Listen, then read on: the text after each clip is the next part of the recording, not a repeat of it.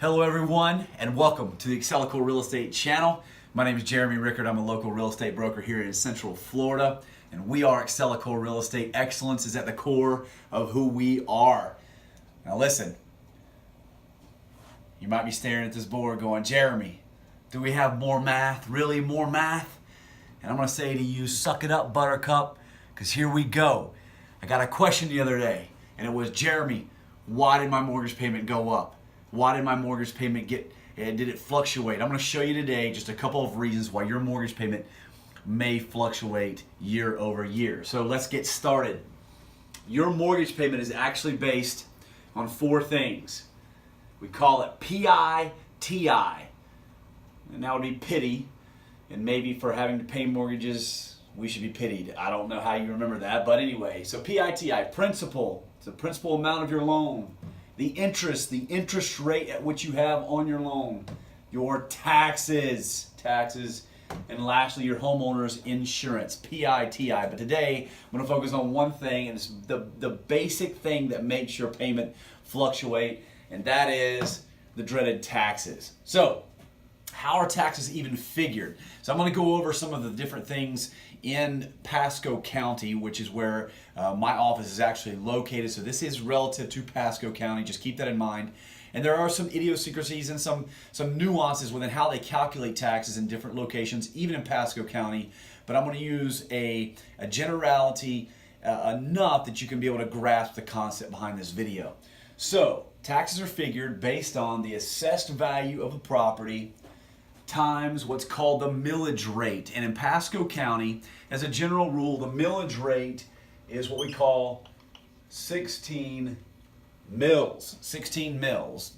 No real reason if you have to remember that, but in Pasco County, 16 mills. So as a calculation, that's going to be the assessed value times 0.016. I hope that makes sense. Just stay with me. So let's just assume for a second that a property was purchased in 1998. And when they originally purchased it, they purchased it for $200,000. Now, in the state of Florida, if you have a primary residence, you can actually apply for what's called Homestead Exemption. This is key. If you buy a property at your primary residence in the state of Florida, you need to apply for Homestead Exemption. That is $50,000 that they deduct off of your assessed value. What does that mean? It means lower taxes for you, okay?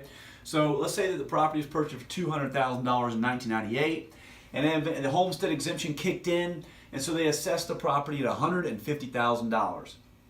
We're going to multiply that by our millage rate, and that gives us our taxes for the year, $2,400 in taxes for the year.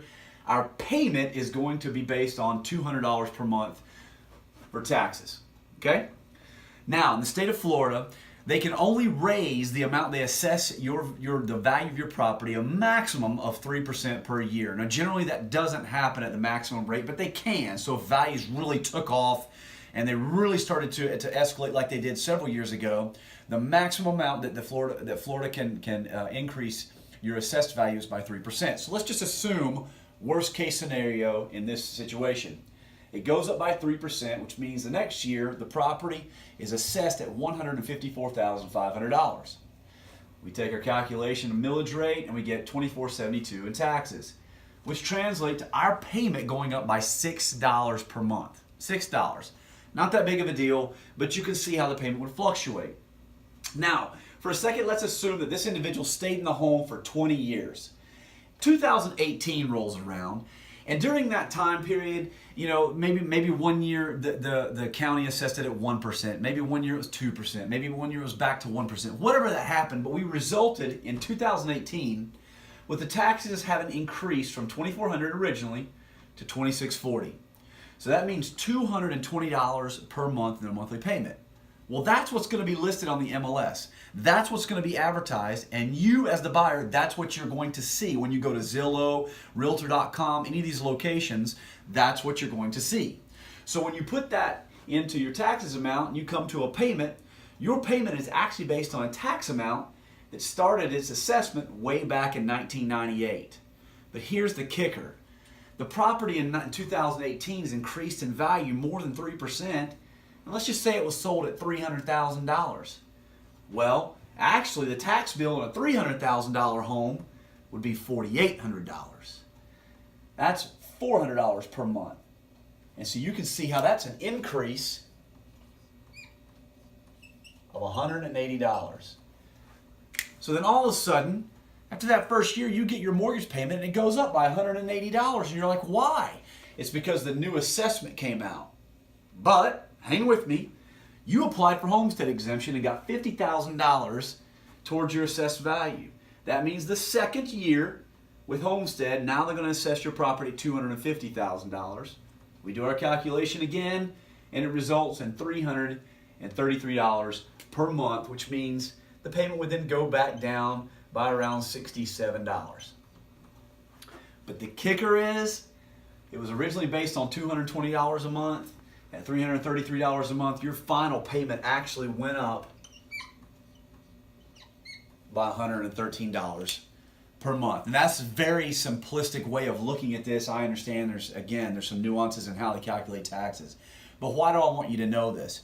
I want you to know this because this calculation here is actually doable before you finalize your mortgage payment. We, as agents, we should be able to tell you this is roughly where your taxes are going to be, so that when you get your first payment, it shouldn't be jumping $180. Now, you've already prepared for that because you know this is the calculation, this is how much I'm purchasing the property for, and this is roughly how much my taxes should be.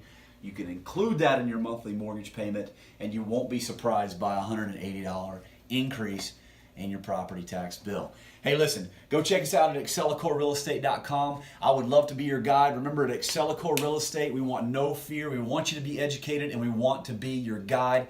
I hope this has helped to bring some instruction, teach you a little bit. I love teaching. But reach out to us, excellecorerealestate.com. We'd love to hear from you. Remember, excellence is at the core of who we are.